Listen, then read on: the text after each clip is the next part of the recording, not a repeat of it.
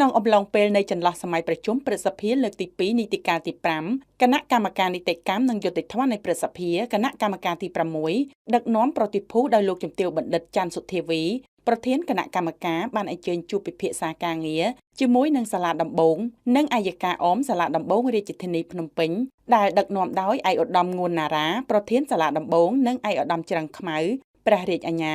នៃអัยការអមសាលាដំបងរាជធានីភ្នំពេញដោយមានការចូលរួមពីចៅក្រមព្រះរាជអាជ្ញាព្រះរាជអាជ្ញារងប្រធានលេខាធិការដ្ឋានក្រឡាបញ្ជីនិងមន្ត្រីជំនាញពាក់ព័ន្ធចំនួន71នាក់ដែលបានប្រព្រឹត្តទៅនាព្រឹកថ្ងៃអង្គារទី4ខែកុម្ភៈឆ្នាំ2025នៅសាលប្រជុំនៃសាលាដំបងរាជធានីភ្នំពេញនៅក្នុងជំនួបនៃកិច្ចពិភាក្សាការងារដ៏មានសារៈសំខាន់នេះលោកជំទាវបណ្ឌិតច័ន្ទសុធាវីប្រធានគណៈកម្មការទី6ព្រឹទ្ធសភាក៏បានគូបញ្ជាក់អំពីទស្សនវិស័យរបស់ព្រឹទ្ធសភានីតិកាលទី5ក្រោមការដឹកនាំដ៏ឈ្លាសវៃប្រកបដោយគតិបណ្ឌិតខ្ពស់របស់សម្ដេចអគ្គមហាសេនាបតីតេជោហ៊ុនសែនប្រធានព្រឹទ្ធសភានៃព្រះរាជាណាចក្រកម្ពុជាដែលជានិច្ចកាលសម្ដេចតេជោតែងតែផ្ដោតការយកចិត្តទុកដាក់ខ្ពស់គិតគូរអំពីសុខទុក្ខតម្រូវការនិងផលប្រយោជន៍របស់ប្រជាពលរដ្ឋហើយតែងតែណែនាំមន្ត្រីទាំងអស់ឲ្យខិតខំយកចិត្តទុកដាក់ខ្ពស់ក្នុងការបំពេញភារកិច្ចបម្រើប្រជាពលរដ្ឋប្រកបដោយការទទួលខុសត្រូវនិងភាពស្មោះត្រង់បំផុតលោកជំទាវបណ្ឌិតច័ន្ទសុធាវីប្រធានគណៈកម្មការទី6ព្រឹទ្ធសភាបានបន្តមានប្រសាសន៍ដោយបញ្ជាក់ថាបេសកកម្មរបស់គណៈប្រតិភូគណៈកម្មការនីតិកម្មនិងយុត្តិធម៌នៃព្រឹទ្ធសភា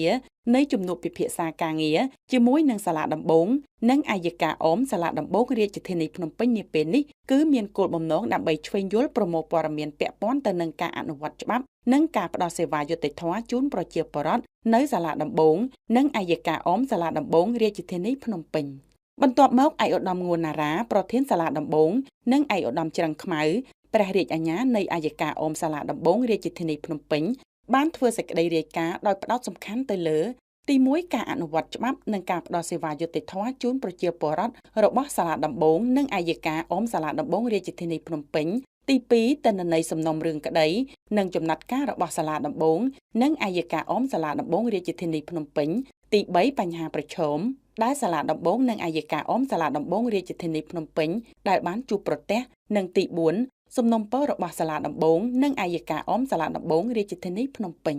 ក្រោយពីបានស្ដាប់សេចក្តីរាយការណ៍របស់ឯកឧត្តមប្រធានសាលាដំបងនិងឯកឧត្តមព្រះរាជអាជ្ញានៃអัยការអមសាលាដំបង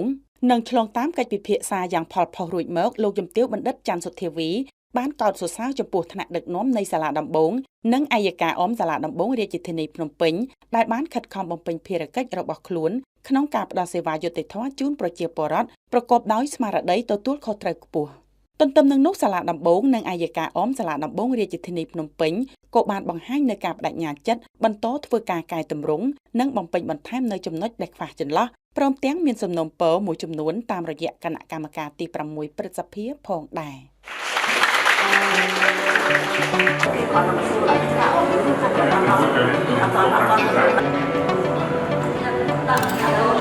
អ